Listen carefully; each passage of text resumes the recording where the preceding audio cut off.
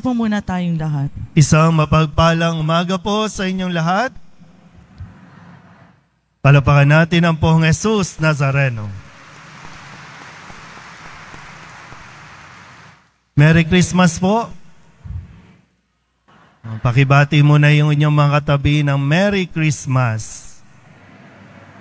Huwag kayong mag-alala, no? Kasi marami po nagkaka-phobia kapag binabati ng Merry Christmas. Kasi pag bumabati ng Merry Christmas, nakaganon din yung palad. Merry Christmas, parang laging ang Pasko o ang pagbati ng Merry Christmas ay laging may katumbas na regalo o halaga. Pero ngayon, sana po mas matandaan natin, no? Kasi parang wala nang bumabati ng Merry Christmas ngayon. Parang ang Merry Christmas ay December 25 lang. Bago mag-December 25, panay ang bati ng Merry Christmas kasi nagpaparinig, no, para sa regalo. Pagdating ng 25 o ng 26, wala nang nagme-Merry Christmas na para bang tapos na ang Merry Christmas o tapos na ang Pasko, nagsisimula pa lang tayo ng Kapaskuhan tuwing December 25 hanggang sa matapos po, no, yung sa liturhiya ng simbahan, ito yung Christmas season. 'Di ba? Advent season, Christmas season, and then babalik tayo sa ordinary time. Kaya magbatian pa rin ng Merry Christmas, ha? Hindi pa tapos ang Christmas. Okay. At dahil nasa ikalimang araw na tayo ng ating pong pagdiriwang ng Kapaskuhan, muli tayo po ay inaanyayahan na sumulyap doon sa Belen, sumulyap sa ipinanganak na sanggol na magiging tagapagligtas natin. Kayo ba tumitingin sa Belen? Kahit saang simbahan po, no?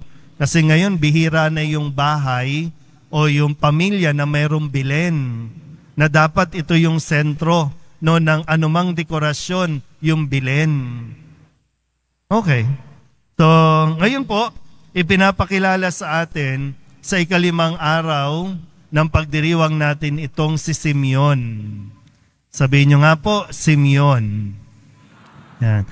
Siya'y matanda na, siya ay naglilingkod sa templo, laging pumupunta ng templo at naghihintay sa katuparan ng pangako ng Diyos na sinabi sa kanya, hindi siya mamamatay hanggat hindi niya nakikita ang katuparan ng katubusan ng Israel.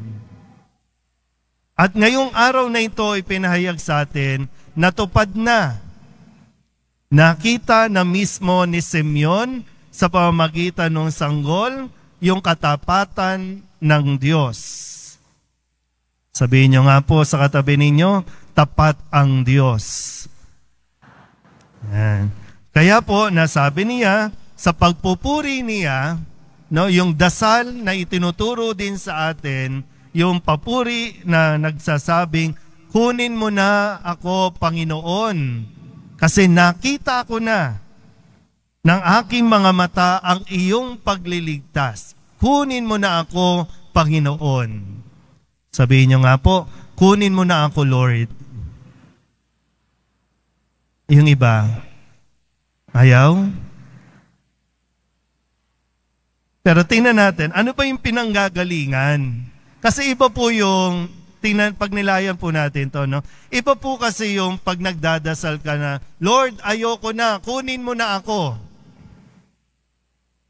Yung para bang sumuko ka na, no, sumuko ka na sa buhay kasi hindi mo na kaya. Sawang-sawa ka na sa paghihirap, sawang-sawa ka na sa mga panloloko sa iyo, sawang-sawa ka na sa pag-aasikaso, sa pagtatrabaho.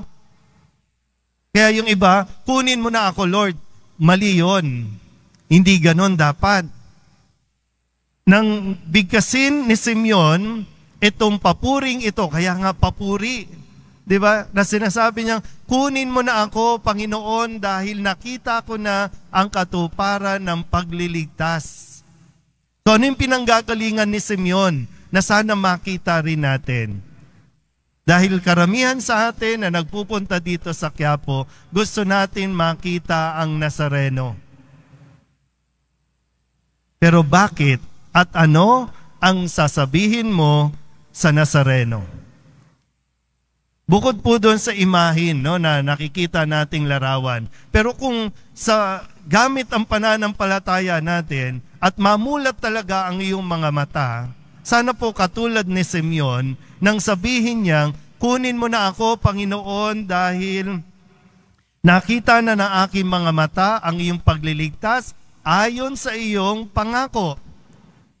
Nandoon po yung kontento na siya sa buhay, yung okay na siya, wala na siyang ibang hinihiling pa.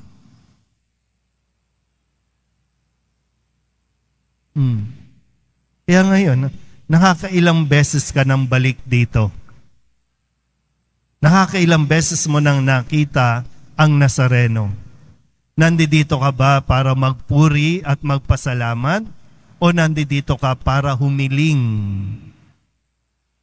Dahil hanggang ngayon, hindi mo pa nararanasan yung contentment. Nagdiwang ang Pasko, nakatanggap ka ng regalo, nakontento ka ba sa natanggap mong regalo? Kung kaya't yung iba sa atin na naririto, imbis na maging magsaya ngayon, dahil bukod sa Kapaskuhan, naghahanda tayo para sa kapistahan ng itim na Nazareno, pero nandito ka, pero ang lungkot-lungkot na naman ng mukha mo. Nandito ka kasi parang hirap ka na naman dyan sa sakit mo, sa rayuma, sa alipunga, ano pa bang sakit ninyo? Alta presyon, high blood, cancer, leukemia. Ano bang sakit mo na nagpapalungkot sa iyo?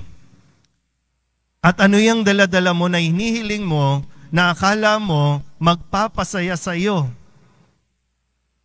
Kaya nga isang biyaya po yung kung makita mo ang Nazareno, para bang magiging sapat na ang lahat at po pwede mo ring sabihin, Lord, okay na ako, nandito lang ako para magpasalamat, wala na akong ibang mahihiling pa.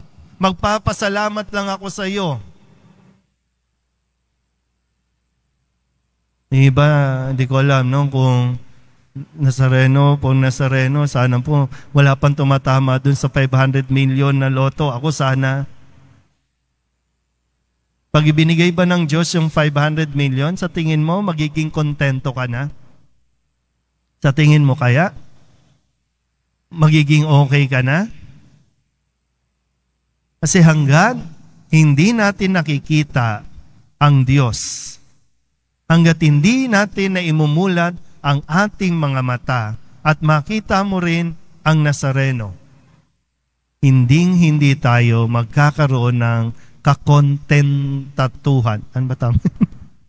Contentment. Hindi ko alam yung Tagalog. Hindi ka makokontento sa buhay.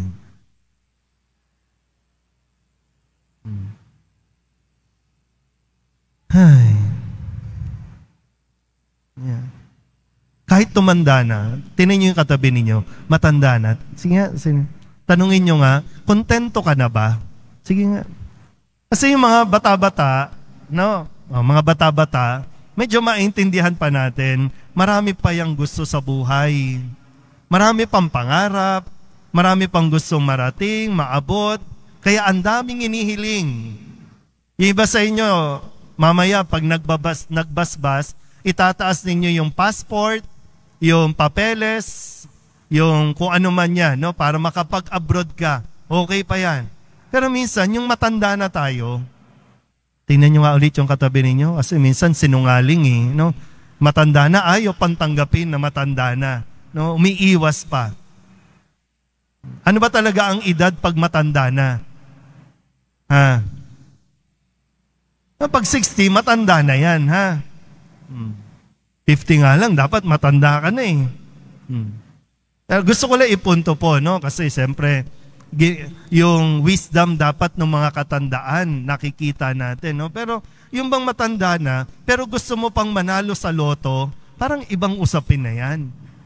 Yung matanda ka na, pero hindi ka pa makontento sa kung anong meron sa'yo. Kaya gusto mo pa rin mahabang buhay. Lord, bigyan mo pa ako ng mahabang buhay. O sige, ibinigay sa inyo. O ayan. Masaya ka na ba? Kasi hindi lang yung, di ba?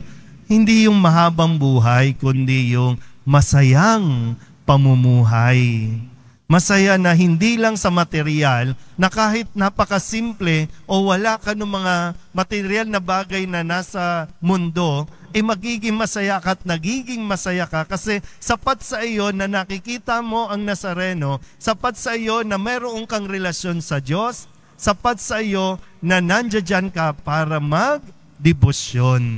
At walang sino man ang makakaagaw dapat niyan o makakakuha sa inyo niyan. Ngayon, nagbabalik tayo, no? Ilang taon din kayong hindi nakabalik dito nung may COVID. Di ba? Bawal kayong pumunta. After 3 years, ngayon, magsasama-sama tayong magdiriwang ng kapistahan. Hindi lang virtual, hindi lang online. Pupunta kayo mismo dito. Maganda nga rin po, no? Yung tema ng kapistahan, ibig naming makita si Jesus. Si Simeon, nakita niya na si Jesus.